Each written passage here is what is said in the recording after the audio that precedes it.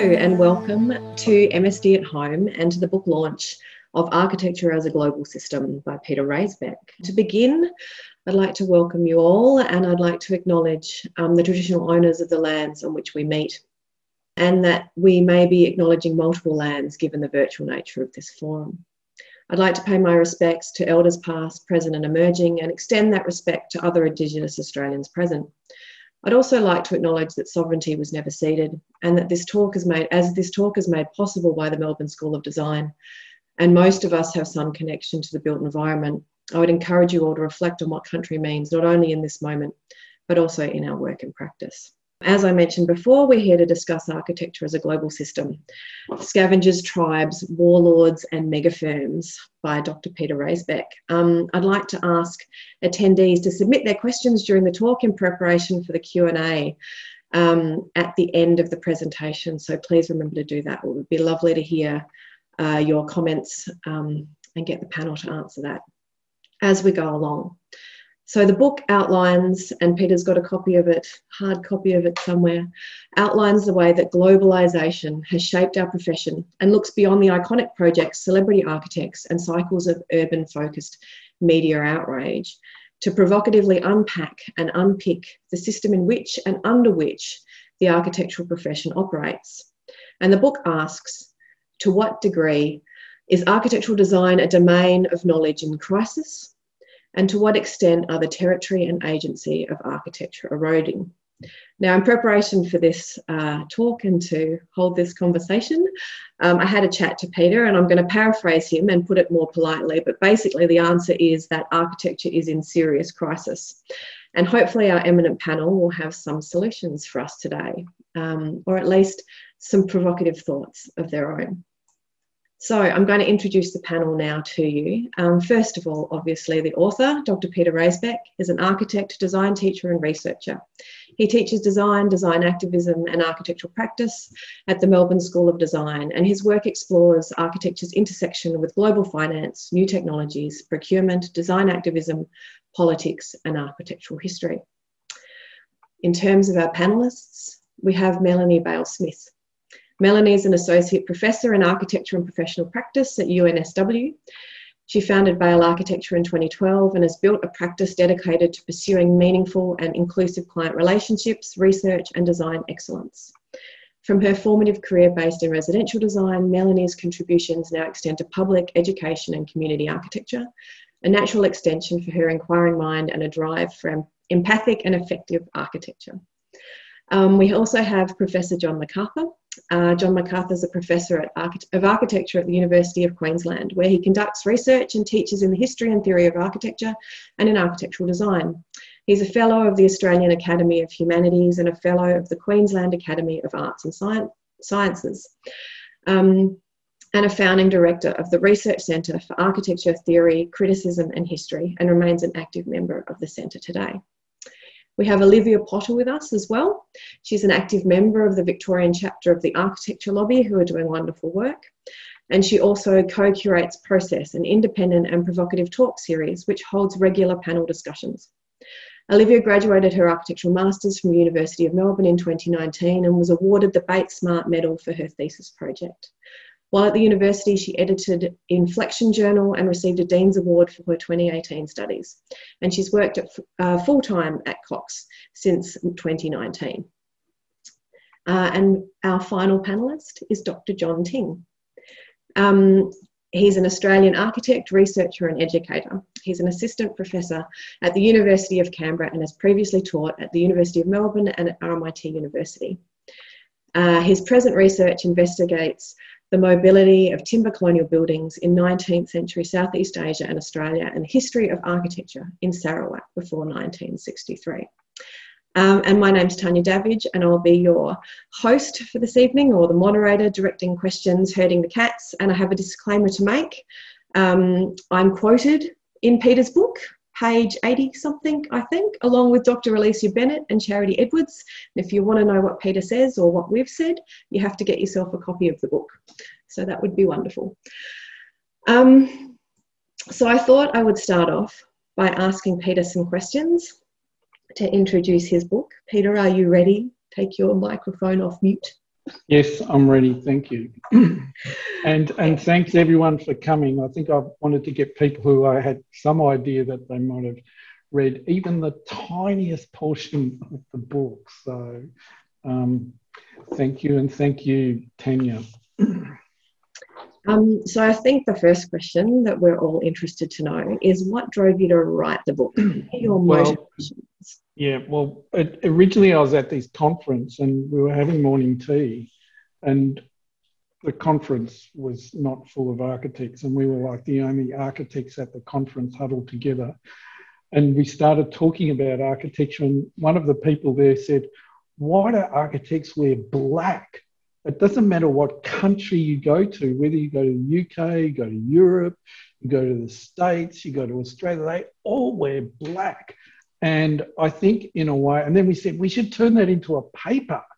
And I think in a way, that got me thinking about the homogenous nature of architecture across the world, and whether or not there are in fact any sort of patterns, and whether or not architecture could be conceived of as a kind of global system. And then from there, I started to think about it a bit more. And I guess the other motivations that sprang from that, were what is the nature or status of architectural agency in our current times, and what are the things that shape it. And I guess I wanted to kind of get out of the canon of architecture and sort of analyse architecture from the outside, even though I'm deeply embedded in architecture myself, but in a sort of sociological, using a sort of sociological lens, or some of the sociological frameworks and tricks that I'd picked up. So the institutional logics, a framework that I've used in the book, sort of serves that purpose. And then, because I teach practice, and I think there's still people around my university who think, oh, practice has got nothing to do with design or history or theory. And I wanted to use the book to bring those disparate elements together, rather than design and history and theory being disassociated from what I'm now beginning to call practice theory. So those are kinds of the broader motivations for the book. Mm-hmm. What I found really interesting about the book was, rather than kind of using binaries or polarities, the idea that we pit the local against kind of, the global flows of practice, I think you call it. You argue for an understanding of the dynamics of architecture in its own global system. So for architecture as a dynamic ecosystem. And I was wondering what advantages you think this way of looking at architecture affords us, what it gives to us. I would say at the outset that I think that's a great question. I would say at the outset that the kind of global system that I've described or tried to construct, it's got its flaws, but I think it's, because I don't think we can ever describe that system. And certainly the book, there are some omissions in it. I don't look at the global south and that sort of thing. There's a whole lot of other design activism trends or, streams that I don't look at in the book. I think that'll be for later books. But I think I was really, I'm an angry guy. I'm an angry academic. I was really angry when I wrote this book, in a way, because I felt that the prevailing canon of architecture and the power structures that we find that are inherent to that kind of really need to be dismantled. And I think that sort of looking at architecture in a sort of systemic way, as a sort of global system, allows us to start to unpick those things.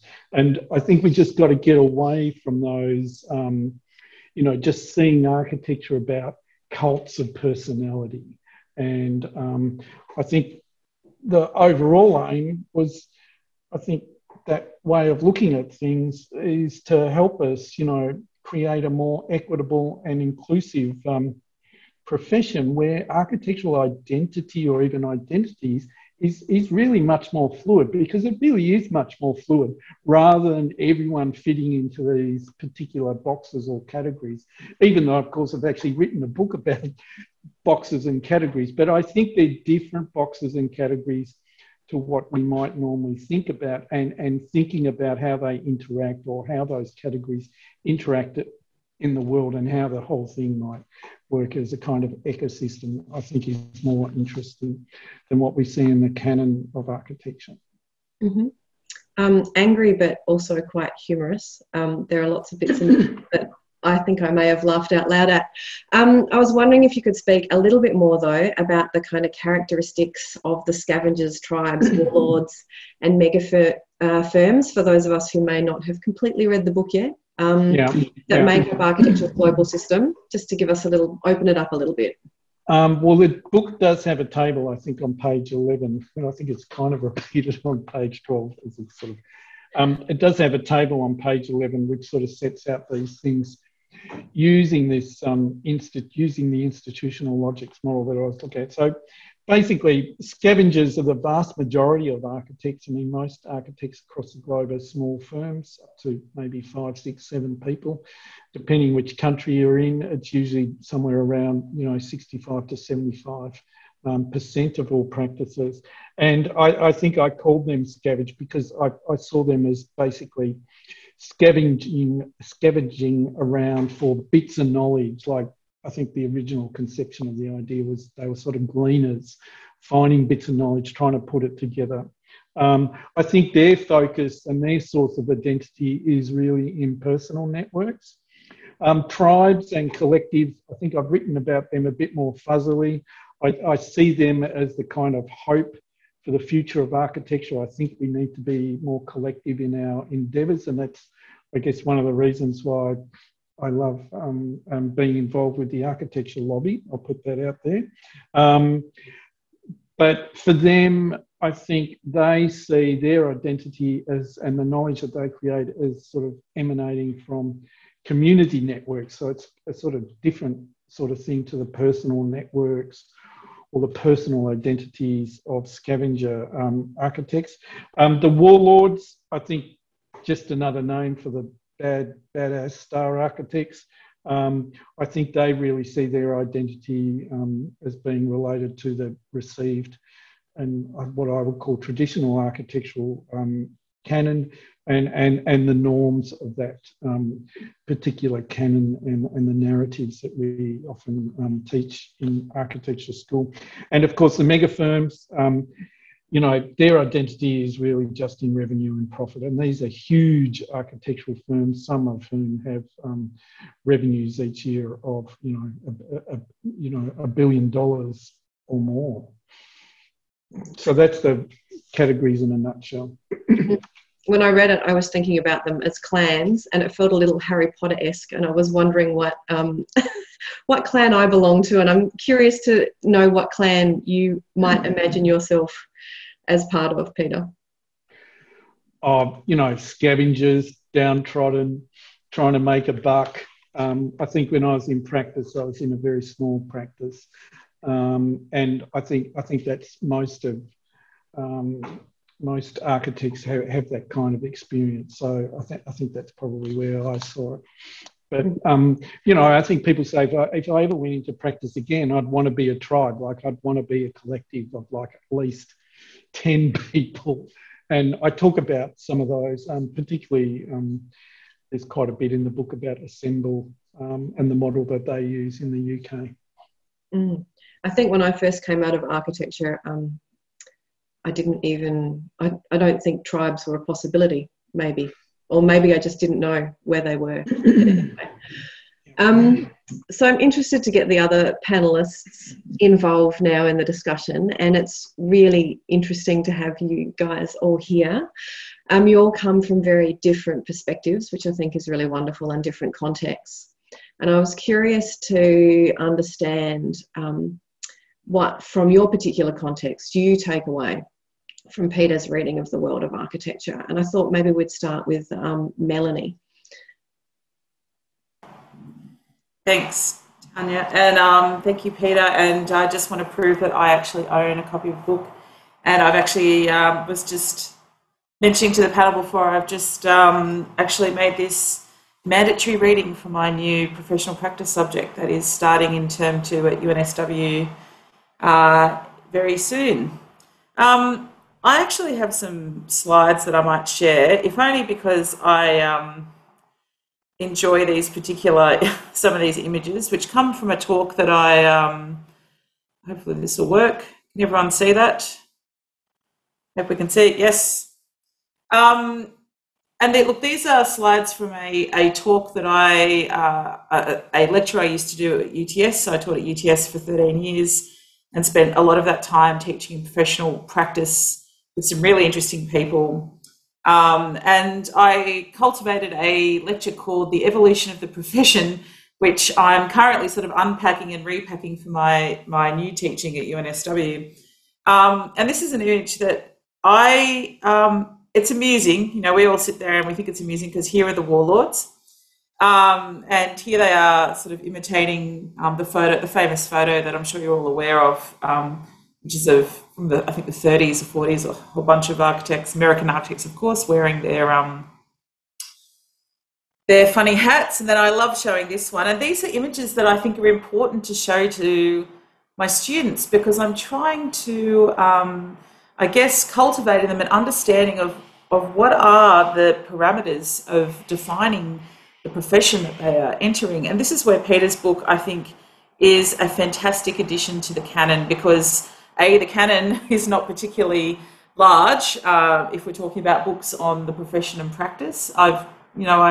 Being an avid reader and researcher and in this area, it's important to, I think, have a book like this which codifies, and even though Peter says that he's left things out, I think there is just so much richness in the book, and even through these, the Scavengers, tribes, Warlords and Megafirms, we get an understanding of why Frank Gehry can sit in front of an audience and raise his middle finger, and we think that that is an acceptable response. And it probably was, to be honest, in the context where this photo was taken. It also helps us understand, I think, the book, and I say this not just wearing my educator hat or my academic hat or even my assessor hat because I'm a convener for the registration exam. So I'm putting all those aside. Even as a practitioner, I think the book is really great at understanding where did we come from, and helping looking back at these atelier models and sorry about the fuzzy photo of me, although we could read something into that. And how have we moved from this model, which is really a Beaux-Arts atelier model, which Peter talks about and unpacks in different ways, to something that is more akin to this. And what I found fascinating about the book too is that Peter talked about the tools, and very rarely do we actually talk about all of the many things that we use as architects, that we forage through, that we compile, that we put together. And I think this photo, which I've actually shown in a very different context and lecture, when I reflect upon this photo, I think this is kind of captures any number of architecture offices that we might see and represents those many accumulations of knowledge. You see folders, you see books, you see telephones, you see computers, people collaborating. And I think this photo made me reflect on sort of the way that the book has been written, to reflect on not only, I think we often reflect on the project, I think we often reflect on the client, although probably not enough. We reflect on many other things that define design, and I'm going to stop sharing because I don't want to go over time. But I just flashed those up there because I wanted to kind of grab a few images that summarised some of the things that really struck me about Peter's book. I think as a practitioner and as someone who's a bit of a boundary spanner, I would say I've lived a lot of my professional life as a scavenger, but I'm trying to be that practice where we are working, we are trying to jump into the bucket of being tribal all the time. And I think this book really helps, it's helped me sort of think about what we are trying to do in my practice, which is a small practice that is, trying to be collective without necessarily increasing our employee numbers. And I think that's, if I put my business hat on, it's not necessarily practical to have 10 or 15 people in the office, but how can we have the clout of 10 or 15 or 20 people? Well, that can be about working with a collective mindset. It can be about being community minded. It can be about how you find opportunities for agency. And I think I'm not going to talk about any of my work now, but that is definitely something that has driven my practice over the last 5 to 10 years. And I think the book is very good at kind of identifying these things, and I think is encouraging. But yes, I agree that architecture is in a bit of a crisis, and we can talk about that later. And that's my reflection. Lovely, thank you. I think it's really interesting to have it, especially considering, you know, from the practice focus. But I'd like to ask John Ting maybe to talk a little bit about it now from a slightly different focus from, I suppose, within the academy, potentially. Thank you, Tanya. Sorry, I was just having trouble unmuting myself, which is the opposite problem that I usually have of actually trying to mute myself. First of all, congratulations, Peter. The book has turned out really well. My relationship to the book was really as a reviewer. So I got an early manuscript which I reviewed for the publisher, and I really liked it. And I think the thing that I liked about it most was that it brought to architectural scholarship, I suppose you might say, a kind of non-conventional methodology. You know, it was really a sociological and organizational methodology, which was interesting. Okay, so and it really looked beyond the cult of the individual genius, if you like, Now I wish I'd shown the 4 pictures that I show of Le Corbusier in my architectural practice class, which includes the one of him naked painting, as well as the one of him drawing, and then the one of him inspecting the site. Look, I think it's an important work because it actually brings some very architecturally specific scholarship to the topic, whereas previously, when I was a student, architectural practice was really practice notes, right? So it was all the institute practice notes and learning to write letters and the mechanics of a supposedly of one way of practicing, if you like. So this was very interesting in actually opening it up, and it also had some resonance with me because my own background was that I worked for tribes when I was a student. So I went through a number of award-winning small offices, which have now become kind of local warlords, if you like, in Australia. And because that was during the late 80s recession, I would never work for anyone for very long. And of course, the first one I worked for paid me less than $1, which was interesting. For if you're interested, it was $80 a week in the mid 80s. So what's interesting is that I could just get no traction despite my attraction to this kind of model, to all of these architects who were also my teachers at RMIT. So in the end, I got sick of it and went to work for Metier 3, who was the first architectural firm in Australia to have quality assurance certification.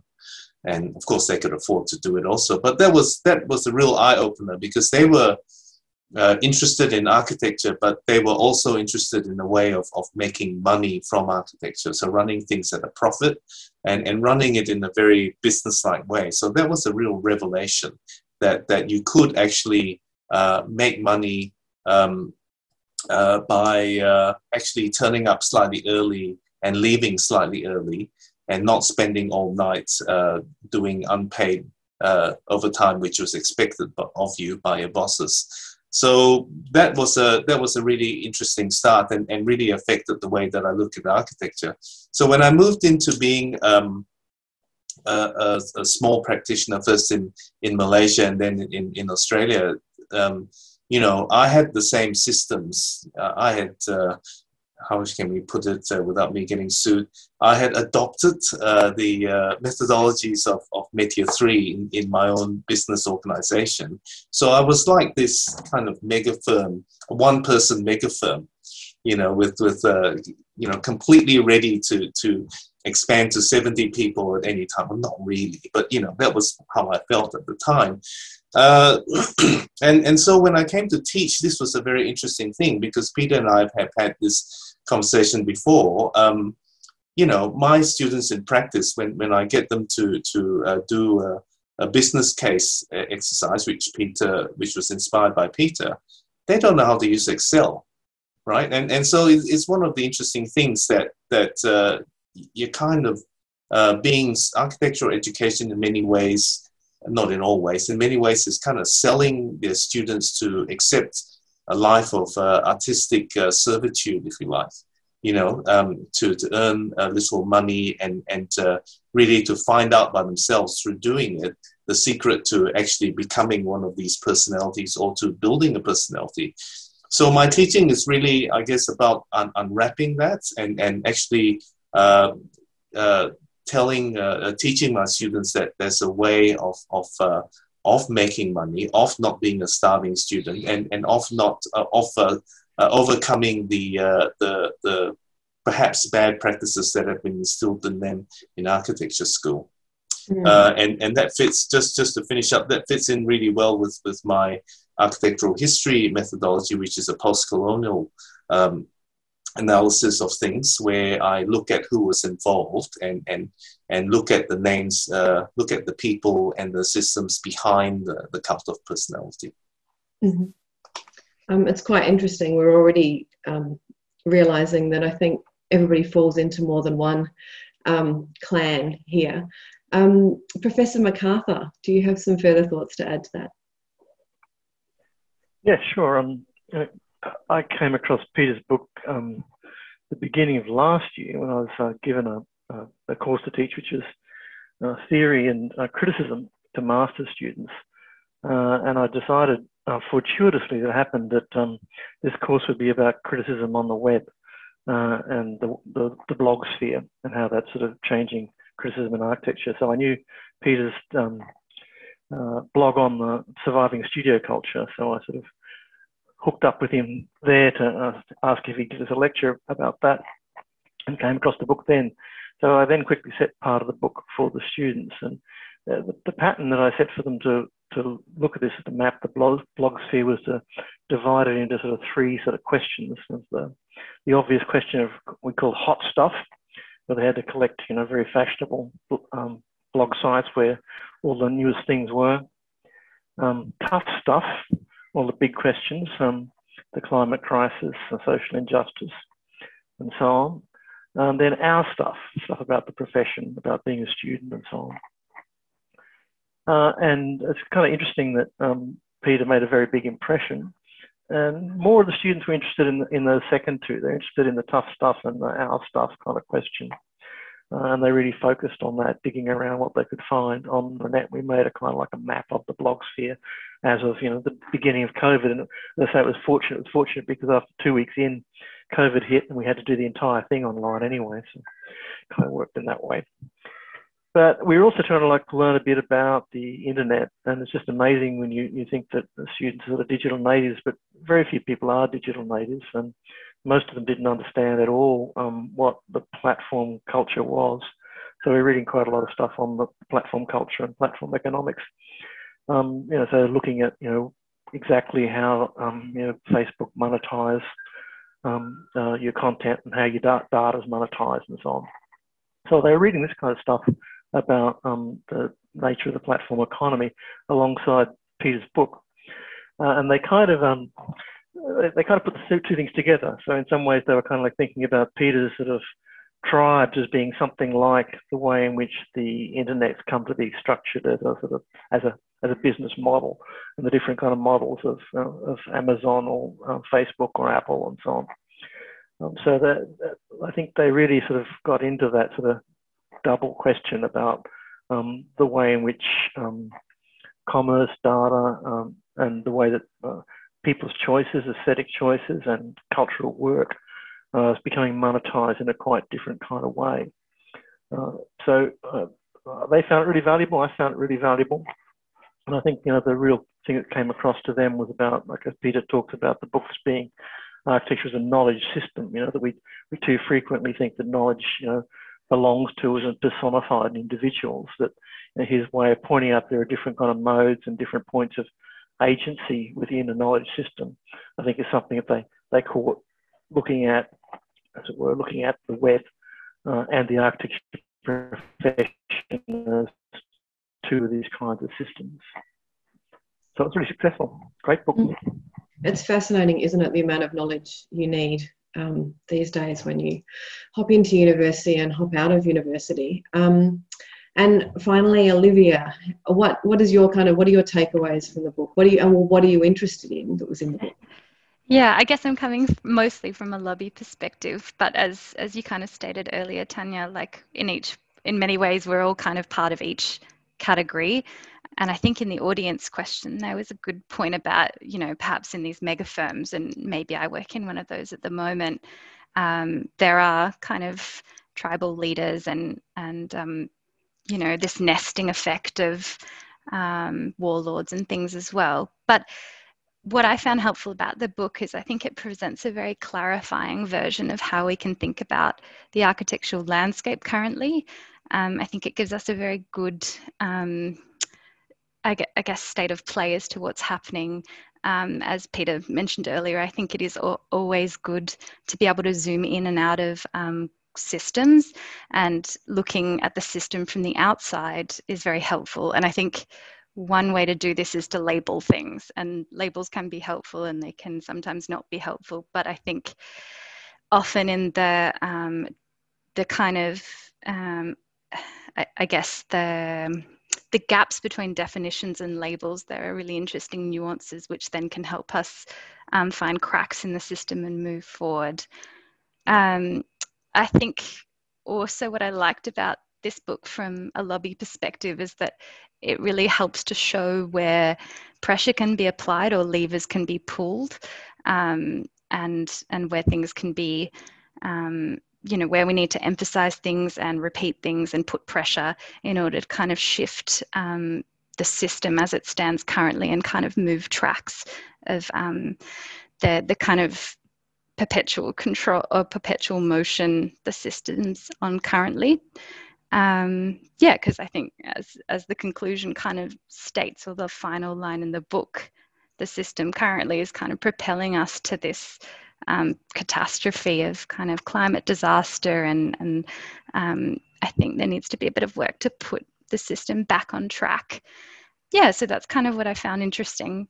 I think also, as Peter said in the introduction, I forgot the word you said. But kind of looking at the way architecture practice has been told definitely influences the system today. I think there's another good audience question about medical doctors taught about famous medics. And I think it's interesting to examine how architecture has been taught in the first place, and what is talking about Mies and Korb and all these kind of modernists done to the system we're in, or done to create the system we're in currently. I think the last thought I have is, as Melanie said, we talk a lot about clients and projects, but what I don't think we do is talk a lot about our relationship to each other within the industry. And I think this book is a really good starting point to begin to examine how we each relate to the different categorizations. That's it.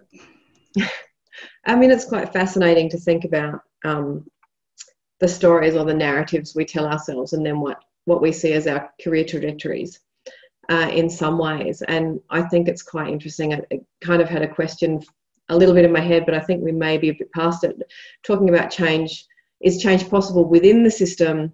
And do we need to step outside of the system to create change from without? And I think in some ways the book steps outside to allow us then to step back inside and maybe look at some of the levers through which we can create change. And I thought two of them that were identified in the book, we might talk about one and then the other, but two of them, one of them is the design studio, how the design studio kind of sets up us all as architects, and how can we create change within the design studio. And then the second one is designers research. how do we actually, what kind of research should architects be doing now, and how can we bring research together that integrates both theory and practice. Now, I think maybe let's start with the design studio and see where we go from there. Who would like to address the design studio? Melanie, you're already off mute, so how about you?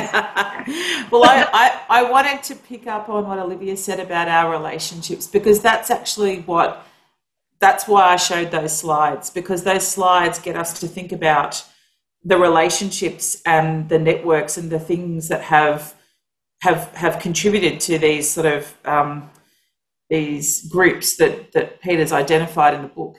With the design studio, I still think, I think, so just spinning off on the relationship point, I think some of the things we can change about the design studio is, in fact, the way that the design studio is set up, the power relationships that are or power structures that are established in studios.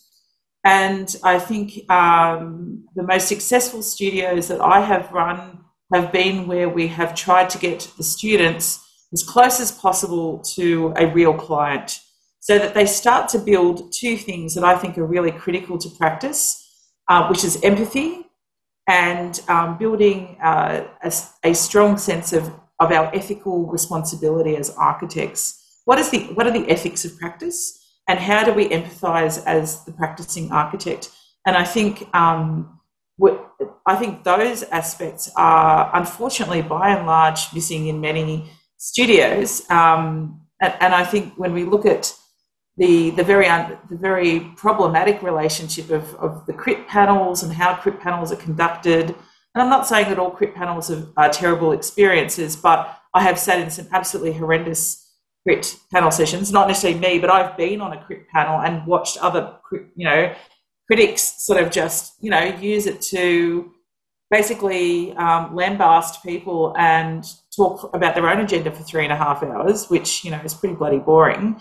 But it reinforces these sort of hierarchies of knowledge and authority that then, whether we like it or not, transpose into practice. Or they are the people who get a lot out of that structure. They will perpetuate it as long as they can. And so I think there are things that we can change about the future profession if we could just think about how we structure studio. And now I'll shut up and let someone else talk. Peter, how about you? What are your thoughts on the design studio? Well, when I was much younger, I was probably one of those people who, like, I did jump on someone's model once, which is not something I'm particularly proud of now. But I think for me, what's interesting is thinking about it as architecture, as thinking about it in terms of knowledge as a kind of knowledge system that can be sort of manipulated, or the way that you create knowledge. So I guess the thing that I would say about design studios is I think we need practices and ways of teaching that increases the amount of knowledge that they produce and I guess the quality of that knowledge. And I'm not sure if just, being in a room with some very tall man who has hair and has designed a lot of, controversy, I'm going to get into trouble now, designed a lot of, single bourgeois houses.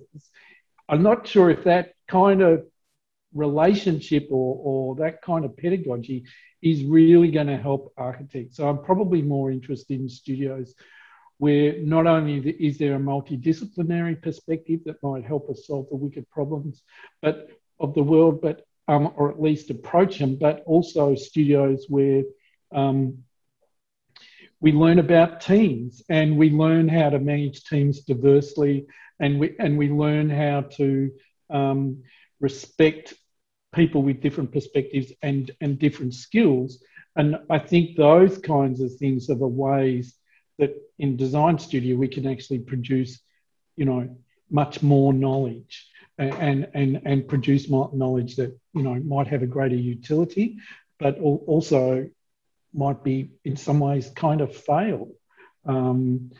because, I mean, we can learn a lot from the failed project as much as we can from the really successful one. So I think there are ways that we can approach studio teaching and think about it slightly differently. But it's a big ask. And, Olivia, do you have some, being closer to, I was just going to say though, I think collectivity and the power of collectivity is a really interesting kind of theme that runs through the entire book, but maybe we'll get to that a little bit later. I was just going to ask Olivia whether, just being a bit closer to those design studios, whether they've changed from the design studio that Peter remembered, whether it was better or worse, or what you would do, what advice you would have. Yeah, I think like if, as in the book, Peter's kind of advocating that we may be better off if we move towards a more tribal system. And I think what makes tribes work is communication. And I think there's so much fear at the moment, I think, that's associated with studio culture, and I think fear inhibits creativity, it inhibits kindness and generosity. And so I think, that kind of needs to be removed. And I think change comes from relationships and good relationships, and there should be focus on this. I think at the moment, there's this whole kind of thing that comes with, I'm in a bad group or I'm in a great group, and having this binary is also not very helpful. I think giving students skills to communicate really well with each other is really important. I think there should also be more diverse examples of architectural histories. I think there needs to be more inclusion of women's work in how we tell history. There needs to be Indigenous thinking needs to be incorporated and integrated into everything we do. But I think we need to foster a culture that is about kindness and generosity. I think also there's this, I think we're missing a massive opportunity at the moment with the knowledge that could be exchanged between international and non-international students. I think that needs to be addressed, because there's so much richness there that we could use that I think is kind of not happening, which is a real shame. Yeah. I think they're all really interesting and really key points.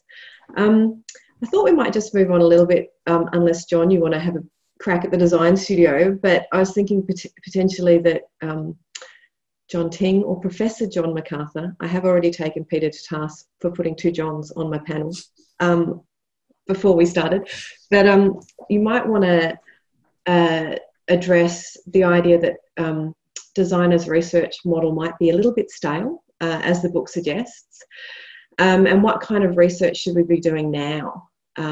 What research is actually really needed to further the profession and to kind of build the kind of knowledge that we need to really do the important work that we need to do?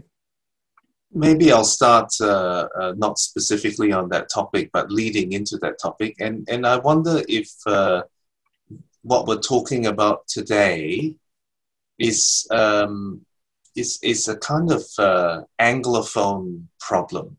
Is it got to do with the way that with a, how can I say it, with a kind of Commonwealth or New World approach to architecture and also to regulation and so on and so forth. And I say that because I'm thinking of some European architectural education. Okay, so if you look at the Italian system and what I understand the Dutch system to be, and I may well be wrong, but what it seems is that their system is very technical. Yeah, it's very technical, and they get a lot of technical education. And I don't know whether this is an answer or whether this is even good or not, but what I tend to observe, and I'm sure I'm not the only one, is that despite this very sort of technical education, there's Eastern European trained architects who are basically engineers, yeah, who know how to design a beam, know what kind of reinforcing goes into the concrete, and so on. But despite this kind of technical building science approach, if you like, that we believe will squash creativity, that in fact all the architects all the firms that we hold up as being very creative in their work actually come from that background. So is our attempts at being creative actually producing less creative architects, and is a more sort of regulated, if you like, approach to the design studio one that might be able to work? And I might leave it there. Yeah, I think that's a really interesting point. The balance between kind of technical and communication, and then building knowledge and building kind of collaborative skills is really interesting points that all, I think, need to be addressed in the design studio. John, Professor Mccarthy, I shall say, just to differentiate you. Would you like to talk about the design studio or about design research? Sure, I'll pick up on where John started and keep going if you don't mind.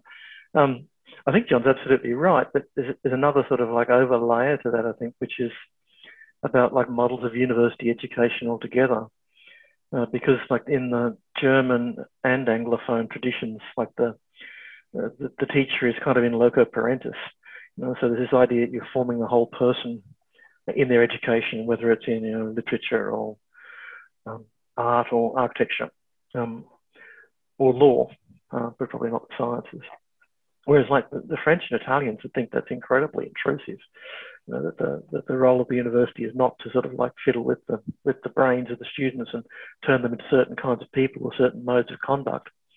And I certainly think that that's some of the problem that's really quite extreme in architecture and art schools. This idea that we're forming a kind of person and teaching a kind of conduct as much as we are teaching any kind of knowledge.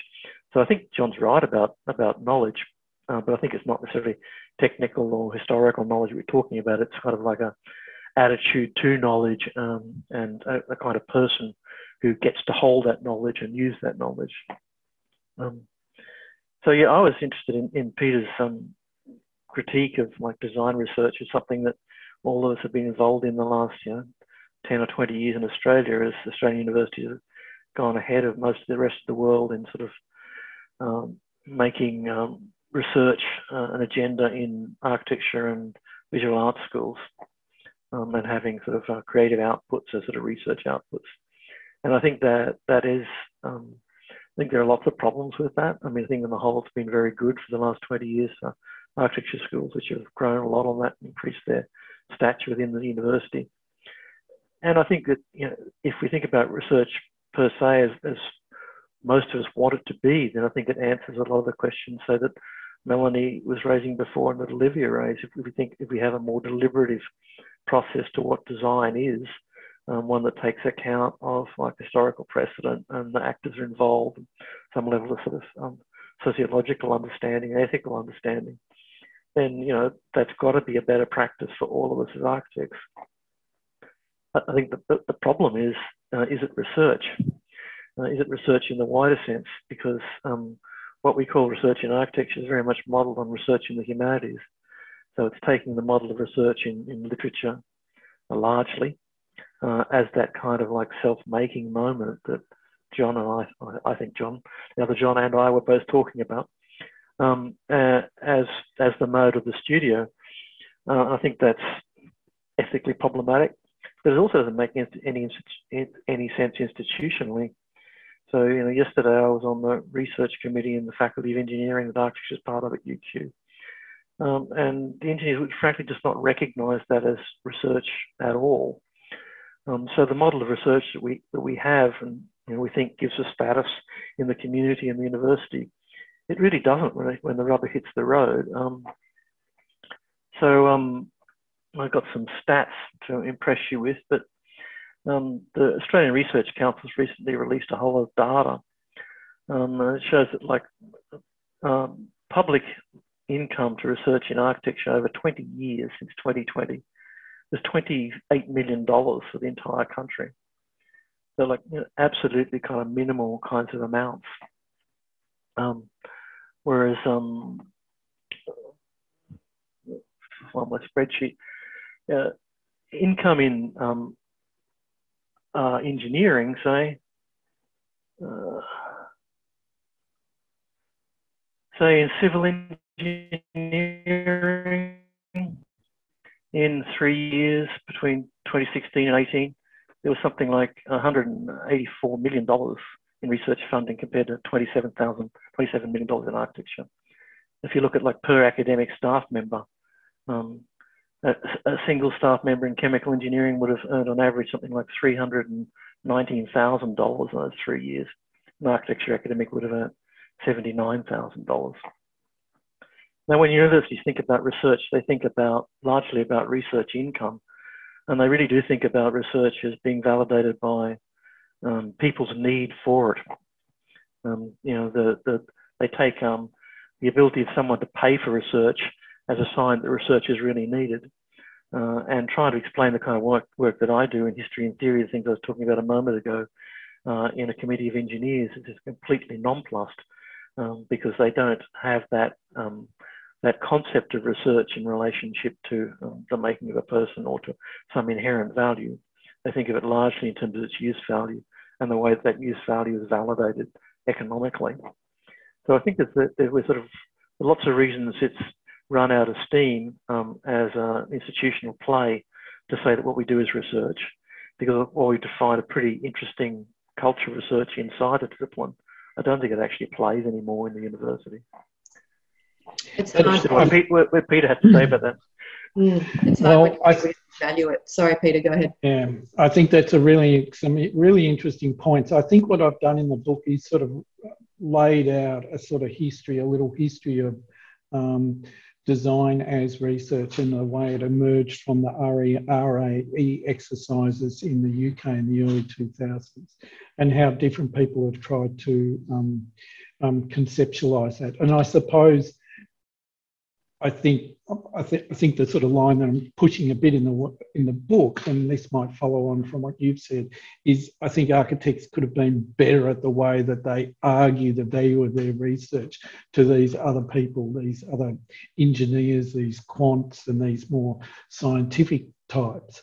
I think the real danger for architects is, and certainly in the university context, is and maybe this connects to what John was saying, is the technical stuff. It's easier to sell. It's easier to, be technical, whether it's, about construction, whether it's about prefabrication, whether or not it's about sustainability issues and healthy environments. And that's not to, diminish those people who do those things. But I think the danger is, for us as educators and also as a profession, is to see the technical as a solution and to be naive about it. And I think that was kind of the thing that I wanted to sort of tone that I wanted to give the book, is that we need to be better at thinking about technology rather than just grabbing the next thing that comes along or seeing it as a solution. Because I think the problem is, when you start to look at the climate emergency and those sorts of issues, I'm not sure that the technical fix and a pure technical fix or a focused technical fix is really going to work. I mean, technical solutions, and I think this is coming out of some of the recent arguments or debates in climate and policy and climate and development, is that the technical may often foreclose particular solutions or obscure what we should be seeing. So I think that might be a problem. But I think the other thing is, for the university, the technical is a really easy thing to monetize than someone coming along and saying, look, I do history and theory, or someone myself who might come along and say, look, well, actually, I'm a generalist and I'm putting all these bits and pieces together. So I think, I think those are things that the profession, both inside and outside of the academy, should,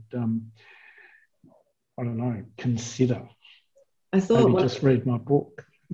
I thought one of the really interesting things that I got out of the book as well was we kind of know very little about the profession. We've been doing design research for a really long time, and the kind of statistics you were putting up about megafirms was fascinating, but there was this constant kind of, this is only partial, we don't really know what's going on here. And I wonder if you think that's a further area of research and how that we might go about that even. Yeah, well, I think in some respects, I think the Europeans do a pretty good job. They put a thing out every year of how many architects there are, and the revenues and the profit margins and all sorts of things. But I think certainly in the UK, some data, but not any data. In the States, it's all a bit murky. And here, the data we have about the profession is being pretty lax. I mean, I think the ACA, which I'm part of, has did the sort of pulse checks through COVID, and really that's probably the biggest and most intense survey of architectural habits and what's actually going on under the hood of architectural offices that's ever been done. So I think when you look at it globally too, it's really patchy. And I think as architects, I think it's our professional organisations rather than the researchers who should be collecting that data and being the custodian of that data. That's I guess that's my view. Thought we might open up to some questions because we've got lots of questions in the chat. Sarah Hobday North says, I'm still getting used to the idea of being a knowledge creator. My clients want me to be a maker and a fixer. A knowledge we need is in communicating the process to clients, knowledge about how to portray ourselves, and I'd probably add a knowledge about how to kind of communicate our value a little bit. How much do we need to do that? And maybe how do we begin to do that? I could add to that question. Does anybody want to give that one a crack? Yeah, Sarah, I think it's if you follow Peter's approach, it's not necessarily that you're the maker of the knowledge or that the knowledge that you've made is the most significant thing. It's like where you are on that network, what kind of node you are on that network of knowledge. And I think like most architects, a lot of what they're doing is they're kind of like they're at points of threshold of expertise. So what you're telling your client is that there is architectural knowledge. Explain to them, what they have and what they don't have, what you have that they don't have, why they should employ you in the first place. So I think that those kinds of questions are like thresholds of expertise, where where it becomes apparent that what the value of expertise is really a common point in which architects engage with the public. The ABC did a nice little series in one of their online specials. It was a 2-part special called Renovating With and Without an Architect. And it was great, because it just explained to people, what they could reasonably expect to do without hiring an architect, what trades they could learn, what help they could get from, the instructors at Bunnings or whatever. And at what point, they'd need a different level of expertise. And it's those kind of points I think that are really fascinating about how architecture interfaces with, knowledge of architecture isn't particular to us. Everyone has ideas about the built environment. Everyone has ideas about their own home and the public environment as well. So it's really about how those different levels, how people recognize and deal with those different levels of expertise. And I think a lot of the time, maybe you're not making knowledge about architecture, but you're dealing it out. You're a node in that. You're distributing it. You're explaining that it's not an even flow, but there are these other threshold points. Yeah, I mean, it's a great question from Sarah, and I think what the only observation I would make is, or one of them is, that knowledge management is pretty distinct sort of field within organisational sciences, within organisational practices and management within other disciplines. And I think we might serve ourselves better by thinking about that we create knowledge that then enables the making and fixing things. And a couple of years back, I did a paper, which is partly in the book as well, where I actually went in and had a look and sat in this architect's office over a period of time, for hours and hours and hours to see what they were actually doing. And I was trying to contend with that myth of architects do everything digitally now. But this office was just full of stuff like building materials, bricks, paper, computers. It was just full of a whole range of different materials. And of all, I think the list is in the book. It's certainly in the original paper. And I thought, well, actually, what these people are doing is that they're looking at all these different materials, trying to extract knowledge from each one, or putting that knowledge together to then make something, or to create a design with that knowledge, or to create a building with that knowledge. So I think that's where I sort of got the idea of gleaning, like getting all these scraps of physical materials, but bringing them together, I guess, in a kind of socio-material way to create knowledge. Any other questions? I was going to ask Olivia what the inside of her office looks like now, just leading on from that. I used to work there a long time ago, so I'm just a little curious. In my bedroom. No, not your bedroom. I've been working from home for the last year.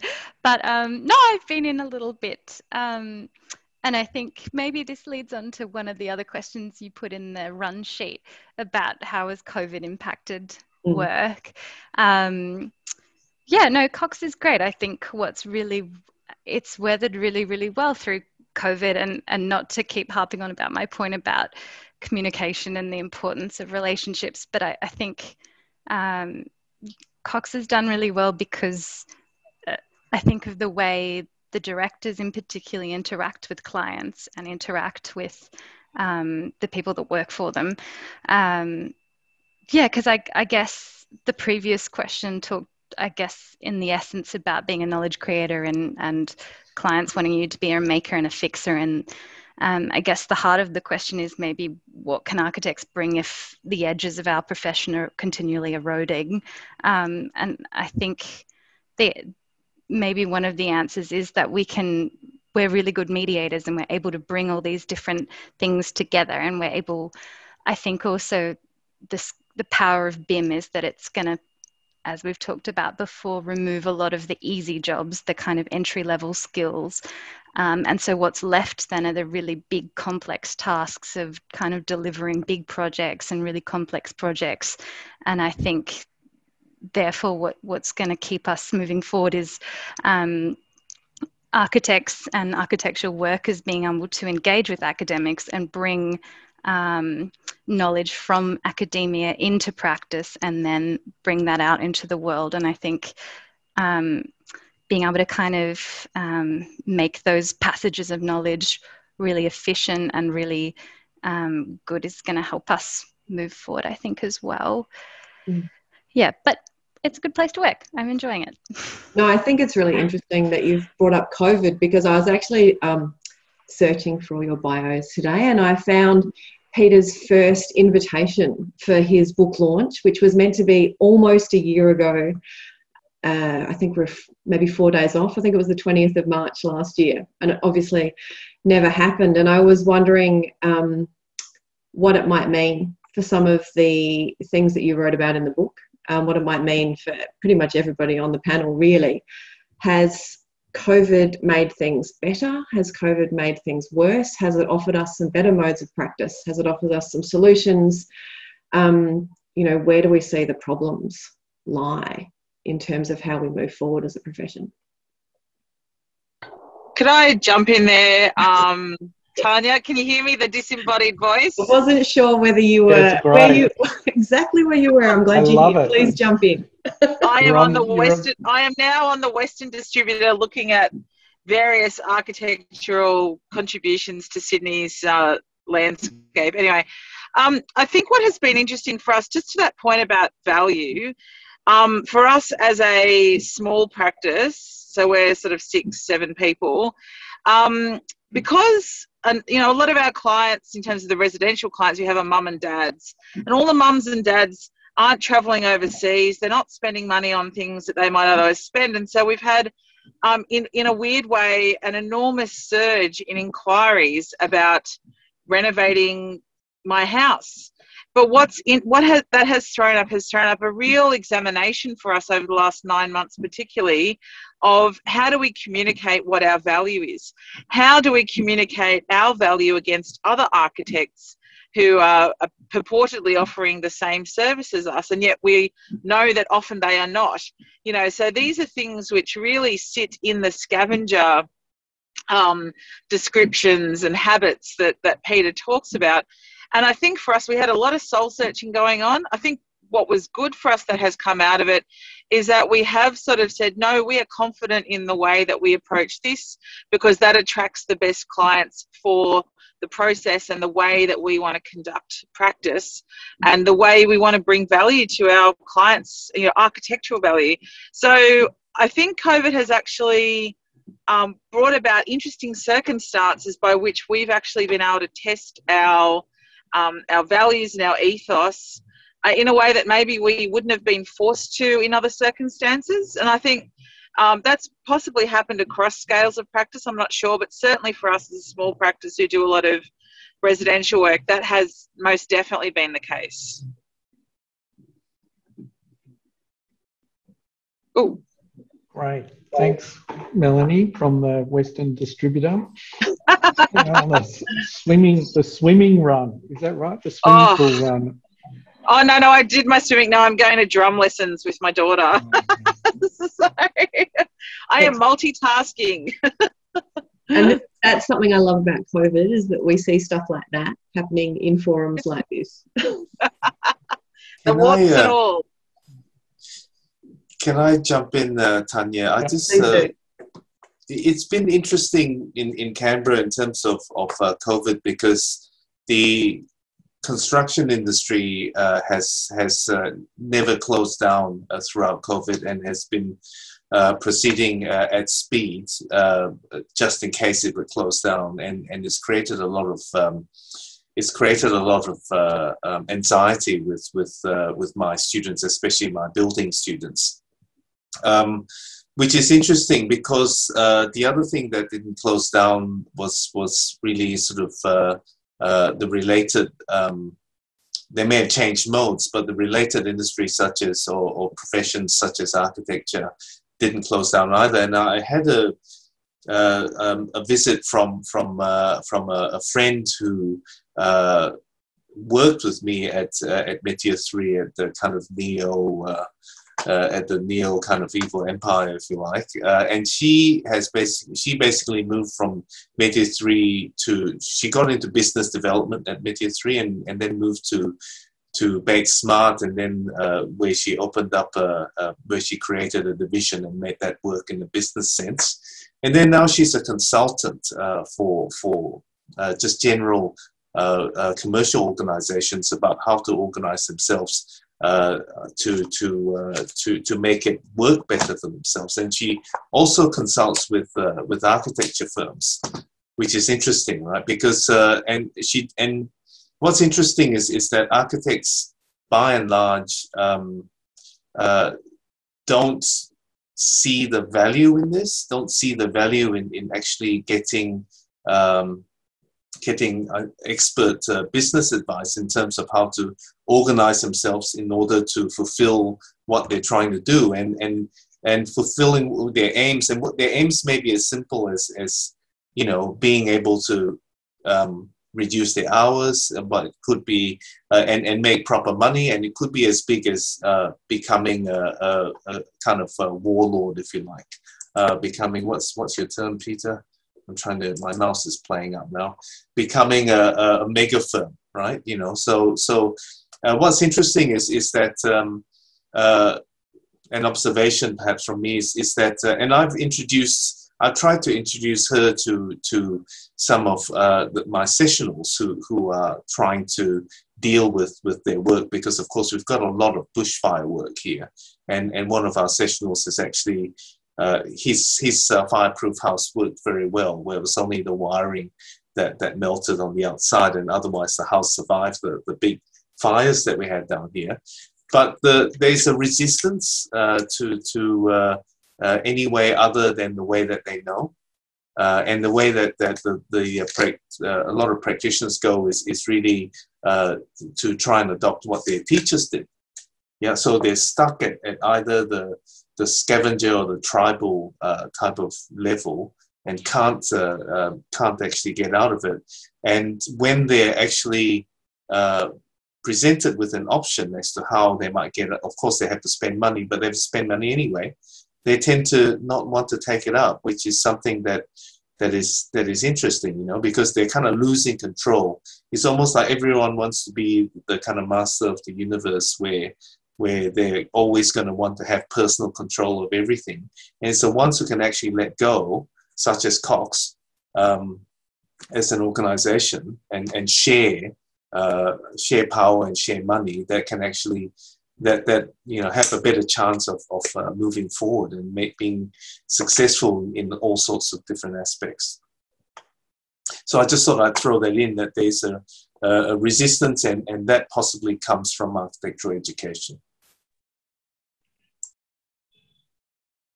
Have we got any more questions, Tanya? We do. I was going to let you respond to that, because it's kind of it's wrapped up in the kind of terror and the power of the megafirm. But this question might also be. Yeah, I think there's a megafirm question in there. Wrapped up in have you seen that one?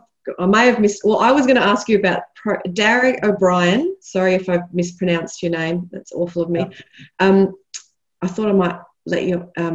He has a question about thoughts on what project managers have played in the erosion of the profession, whether we want to go there.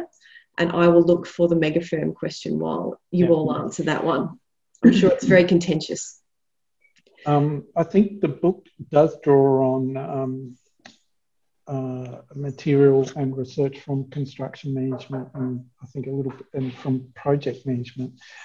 And I think one of the things that I would be concerned about is that as architects, we can do it just as well as them, and we can even do it better than them in some ways, that we have insights. And by virtue of our training, I know that we've talked a bit about the limitations of our training, but I still believe that by virtue of our training, particularly our ability to use design thinking and the way that we can sort of visualize things in a spatial sense, you know, we can actually do things much better than project managers.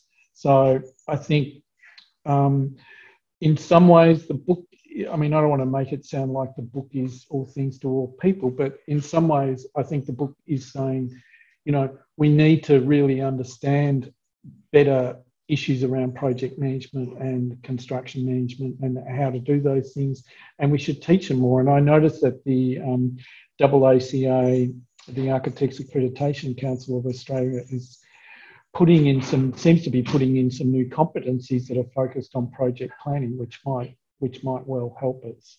But you know, I think again, it's just broadening it out beyond the canon to say that, you know, the social sciences, the organisational sciences, you know, I think, you know, one of my colleagues, Helene Frechot, talks a lot about the environmental humanities. I think broadening it out beyond this very narrow kind of approach to our discipline, which seems to be, you know, rooted in a sort of tradition of a particular kind, I think is really going to help us.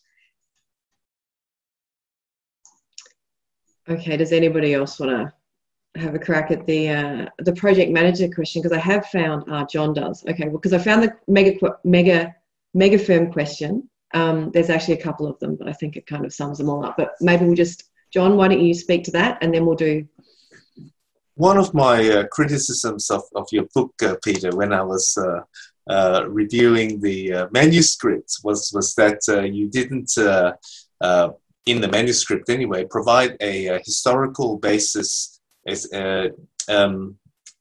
in terms of what happened in Australia in the 70s, where it was the large architecture firms that tried to compete on the basis of price, and basically had fees that were so low that they couldn't afford to project manage construction projects, and in that sense, architects had actually given it away, and I think this relates back to my previous comment as well about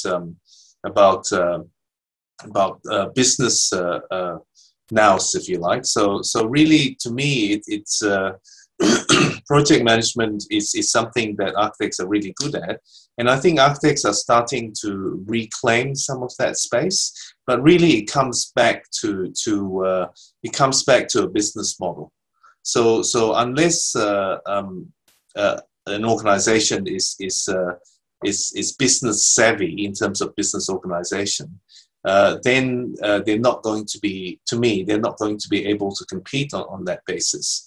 And so the architects firms may sell the myth of the individual genius by naming firms after themselves, such as Zaha Hadid Architects. But on the same note, you have architects who are trying to dispel that and are still held up as individual gods and creators. So I think of Kohlhaas, and he never says I, he just goes we, and his firm is not even, his name's not even the firm, but still everybody keeps referring to Kohlhaas rather than to OMA.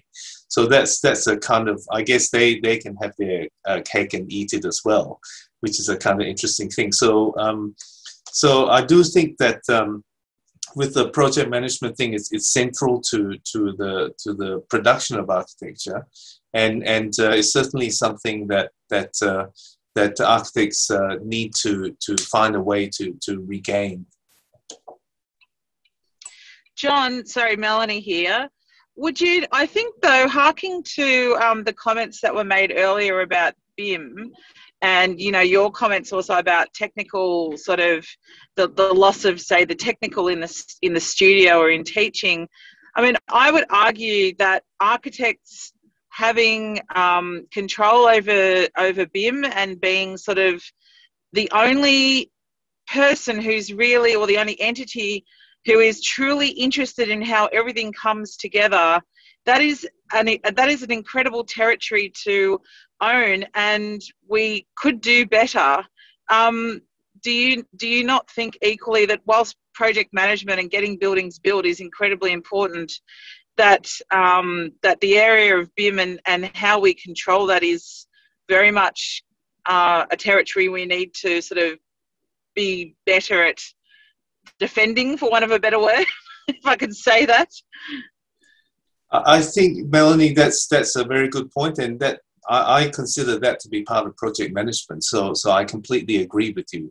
That is one of the ways where we can regain some authority is because we are a kind of central consultant, a lead consultant in actually making sure that things work before they actually fail.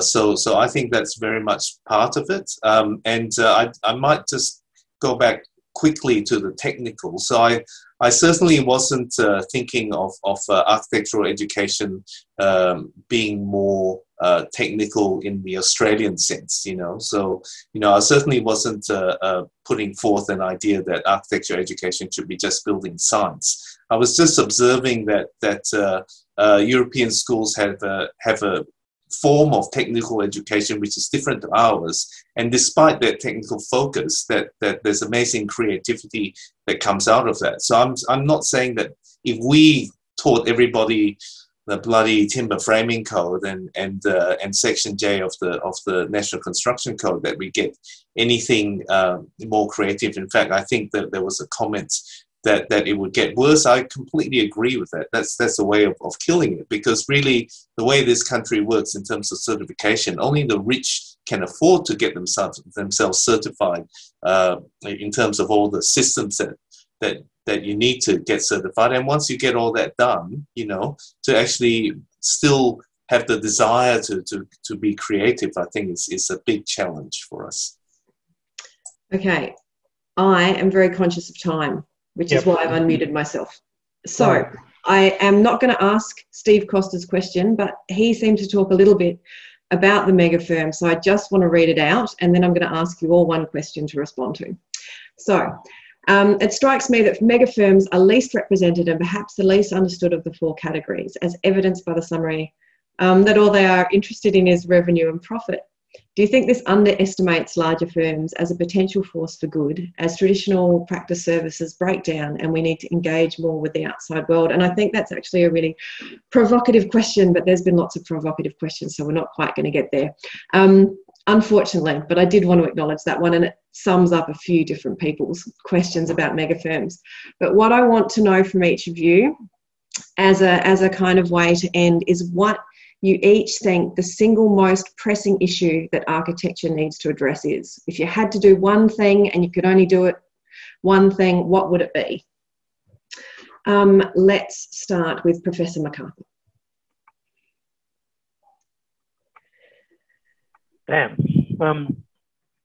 I suspect that the place to put most pressure on is about knowledge of architecture beyond the profession.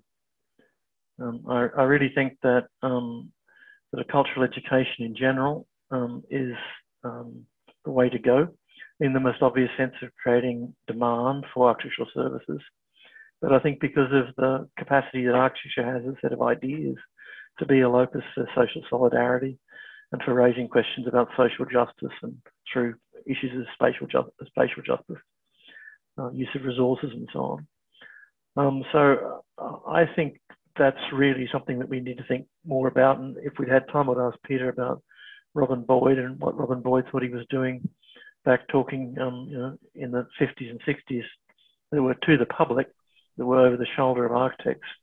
And whether that's not something that we could all be thinking more about, rather than thinking that we have some sort of cartel on a part of the built environment that we have to defend against project managers or engineers or whoever, but to actually go out and to think in that way about architecture that's a system of knowledge that goes beyond the profession that it stands.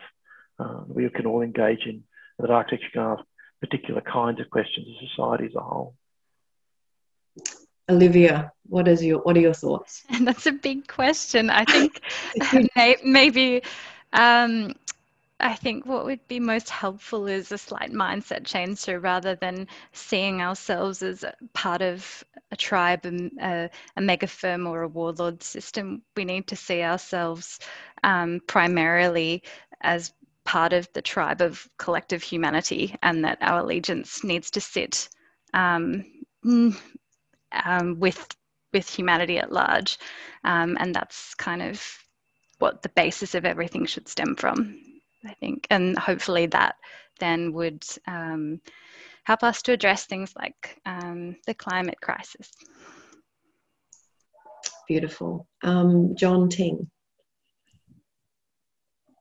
I'm going to be a bit pessimistic here. I think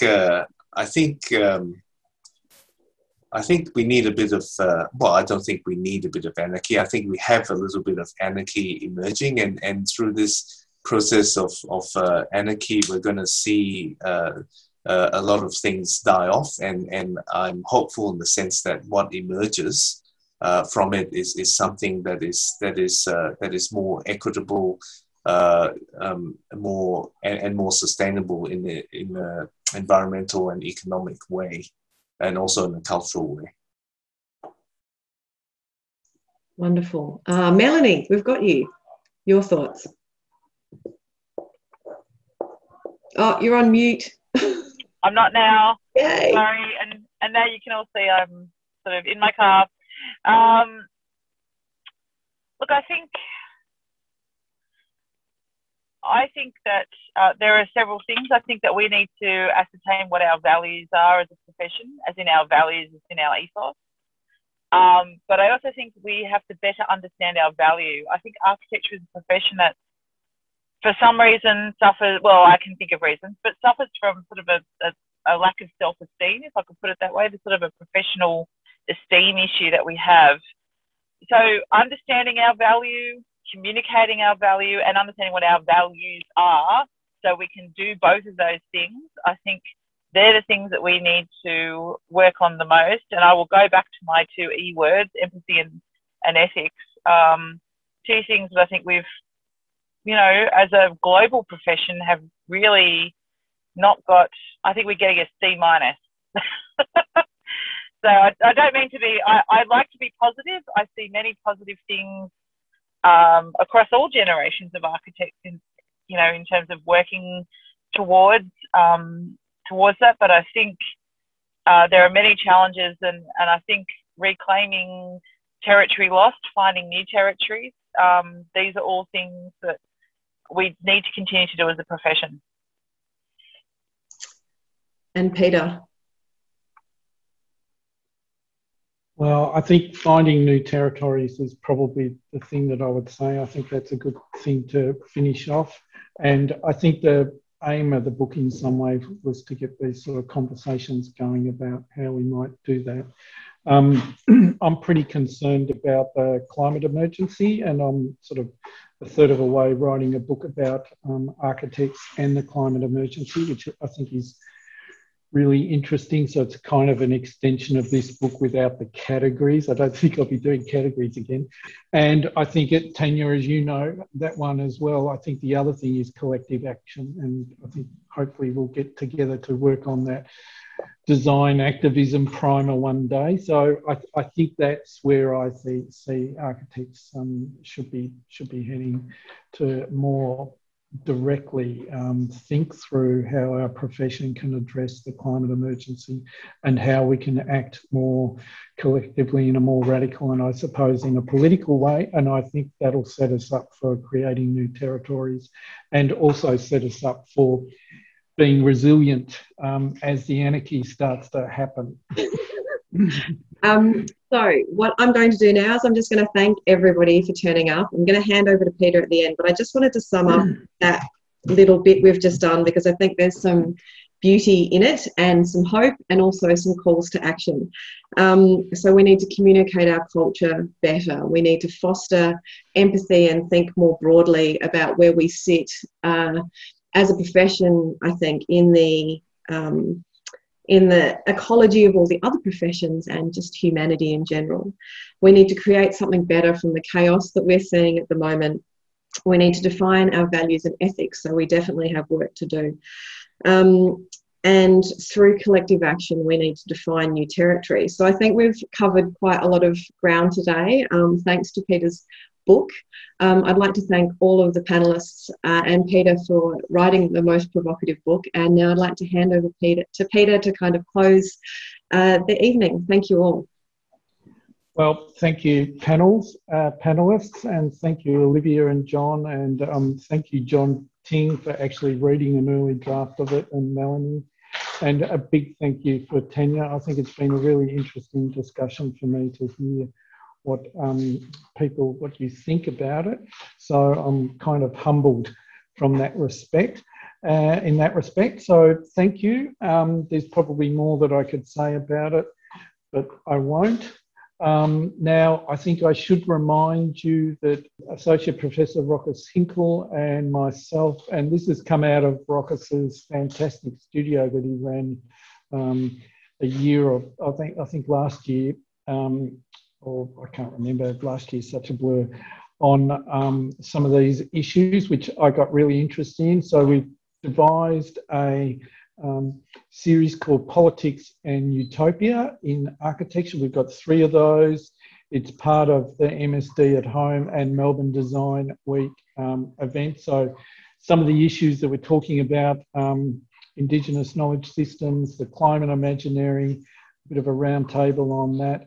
And I think the other one is talking through issues around the Anthropocene. It's going to be fantastic, and we've got some great guests coming into that. So I urge all of you to keep that in mind and look out for that. And all thanks to Rochus for doing so much work to get those. Oh, the other one, Shaping Future Societies. All thanks to Rochus, who's done an enormous amount of work with our marketing team to get those up and running. So thanks, everyone. And I think that's the end. I think we're about to leave, or we're gone. So thank you so much, everyone. I owe you all big time. And if I come to your city and you come to my city, particularly John and John Ting and Melanie, obviously I owe you a lunch. And Olivia and Tanya, obviously I owe you guys a lunch as well. So thanks. Your comments have been great. And as I said, humbled to hear your responses to the book. And it's a pretty crazy book, let's face it. So, thank you. All right, off to dinner. Thank you so much.